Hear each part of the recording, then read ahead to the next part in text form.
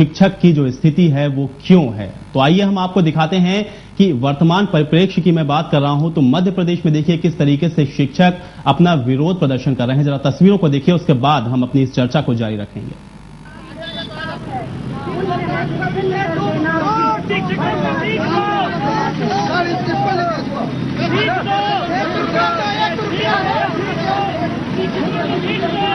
तो जो आप तस्वीरें इस वक्त देख पा रहे हैं वो मैं आपको मध्य प्रदेश में दिखा रहा हूं। देखिए शिक्षक वहां पे सड़क पर प्रदर्शन कर रहे हैं, भीख मांग रहे हैं, अपना विरोध यहां पर जता रहे हैं। जो इस वक्त कंडीशन है शिक्षकों की, जिस तरीके से उदासीन रवैया खासतौर से सरकार की तरफ से अपनाया जा रहा है, उसको लेकर ये प्रदर्शन है। लेकिन ये प्रदर्शन सिर्फ सरकार के खिलाफ नहीं, ये एक बहुत बड़ा सवाल यहां पर खड़ा करता है कि आखिर ये नौबत क्यों आई हुई है कि शिक्षक को सड़क पर इस तरीके से कटोरा लेकर के अब भीख मांगनी पड़ रही है। तो तस्वीरें आपने देखी, चर्चा को मैं आगे बढ़ाना चाहूंगा। एक बार मैं फिर मुरारी शरण शुक्ला आपके पास में आना चाहूंगा।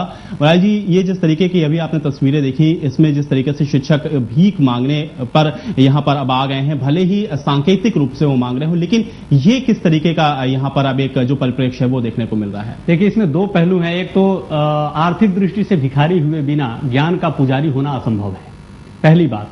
दूसरी बात, ये जो शिक्षक भीख मांग रहे हैं, इनका कंसर्न कहीं ना कहीं सैलरी और उससे जुड़े हुए बाकी सुविधाओं के याचना से जुड़ा हुआ विषय है। तो ये वैसे ही याचक है, सड़क पर याचना करना इनके लिए अब उसके लिए मैं कुछ शब्दों का, कठोर शब्दों का प्रयोग नहीं करना चाहूंगा, आप स्वयं समझ सकते हैं।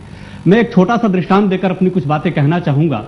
यूरोप में एक देश है ग्रीस, वहां की राजधानी एथेंस में एक बड़े प्रसिद्ध दार्शनिक हुए, डायोगनीस उनका नाम था। डायोगनीस अपने दार्शनिक मेधा के लिए पूरे पश्चिमी जगत में बहुत प्रसिद्ध थे। एक बार डायोगनीस ने अपने हाथ में जलती हुई लालटेन लिया और दिन की दोपहरी में एथेंस की सड़कों पर घूमने लगे। लोगों को बड़ा अचरज हुआ, इतना विद्वान आदमी, इतना बड़ा दार्शनिक एथेंस की सड़कों पर कैसे घूम रहा है दिन की दोपहरी में जलती हुई लालटेन लेकर। तो लोगों ने कुछ मस्खरे से, कुछ जानने की इच्छा से पूछा उनसे, सर दिन की दोपहरी आप हाथ में जलती हुई लालटेन लेकर क्या ढूंढ रहे हैं? उन्होंने कहा, मनुष्य ढूंढ रहा हूं। लोगों ने कहा, इतना बड़ा शहर है और इतनी भीड़ है सड़क पर, क्या इसमें आपको मनुष्य नजर नहीं आता? तो उन्होंने कहा कि I want man not the pygmies, मुझे चूहे बिल्लियां नहीं चाहिए, जो मनुष्य यथार्थ में मनुष्य के रूप में परिभाषित हो सके वैसा मनुष्य चाहिए। डायोगनीस जीवन भर मनुष्य की खोज करते रहे, हाथ में जलती हुई लालटेन लेकर। जब उनके जीवन की संध्या बेला आई और अंतिम सांसें ले रहे थे तो उनके चारपाई में जलती हुई लालटेन थी, चारपाई के बगल में। लोगों ने फिर भी पूछा, सर मनुष्य मिला? उन्होंने कहा, नहीं, मनुष्य नहीं मिला।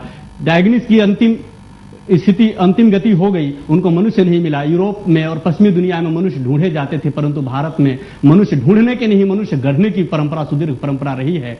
और जी अनुराग वर्मा जी, मैं आपके पास आना चाहूंगा। आपने सुना मुरारी शरण शुक्ला जी ने एक बड़ा दृष्टांत यहाँ पे सुनाया, लेकिन यहाँ दृष्टांत की बात नहीं, यहाँ पर मैं आपसे ये जानना चाहूंगा कि अगर मैं इसके निष्कर्ष में जाना चाहूं, जिस तरीके से रसातल में इस वक्त हमारे शिक्षक और हमारी जो शिक्षा प्रणाली है इस वक्त चली गई है, इससे निकलने के क्या उपाय हो सकते हैं? इसको निकलने का सबसे पहले जो अगर हमें देखना पड़ेगा ना, इसके सिस्टम में आमूलचूल परिवर्तन की आवश्यकता है। जिस तरह से पिछले बहुत सारे सालों से कमर्शियलाइजेशन हुआ है एजुकेशन का, वो गलत हुआ है, कहीं ना कहीं वो गलत हुआ है। अगर आप देखें तो कोई भी बड़े इंस्टीट्यूशन एजुकेशन के गवर्नमेंट लेवल पे नहीं खोले गए बहुत सालों से, सारा प्राइवेटाइजेशन हो गया। जब एक बच्चा एक कॉलेज में जा रहा है, एक इंजीनियरिंग कॉलेज में जा रहा है और वो साल का 2 लाख 4 लाख रुपए फीस दे रहा है, तो उसके लिए एक एजुकेशन का डिफरेंट महत्व, मीनिंग उसका डिफरेंट हो जाता है। और वहीं वो अगर किसी गवर्नमेंट इंस्टीट्यूशन में जहां पे ऑलमोस्ट फ्री के रेट पे पढ़ रहा है, तो उसके लिए एजुकेशन का डिफरेंट मीनिंग होता है। तो जो एक तरह से एक फोर्स जो एक बच्चे को भेजा गया प्राइवेट इंस्टीट्यूट में, वो कहीं ना कहीं से गलत हुआ।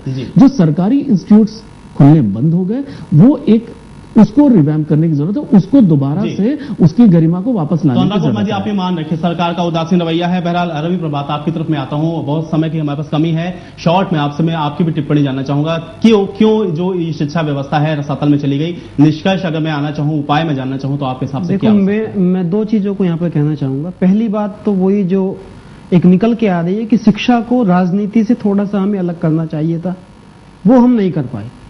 और उसी राजनीति की वजह से कहीं ना कहीं जो एक नैतिक शिक्षा हमें देनी चाहिए थी, वो हम नहीं दे पाए हैं।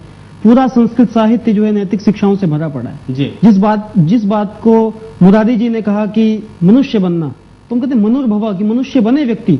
तो मनुष्य बनना केवल इस शरीर को धारण करना नहीं है, मनुष्य बनना हमारे विचार, अपने संस्कारों को संस्कार और हमारे विचार होने चाहिए। यही मूलभूत समस्या है। जी बालाजी, आपके पास में मैं आता हूं, समय की मेरे पास बहुत कमी है। आपके हिसाब से क्या निष्कर्ष हो सकता है? देखिए, हमारा जो विषय है कि क्या हम शिक्षकों का सम्मान करना भूल गए हैं। जी। अगर शिक्षकों को सम्मानित करना है तो हमें पूरे समाज में, विशेषकर के स्कूलों और कॉलेजों में जो नैतिक शिक्षा है उस पर हमें विशेष ध्यान देना जी। चाहिए। और जैसा कि कहा गया कि हमें शिक्षक को भी उस योग्यता के लिए उस सम्मान को डिजर्व करना पड़ेगा, वैसा योग्य बनना होगा।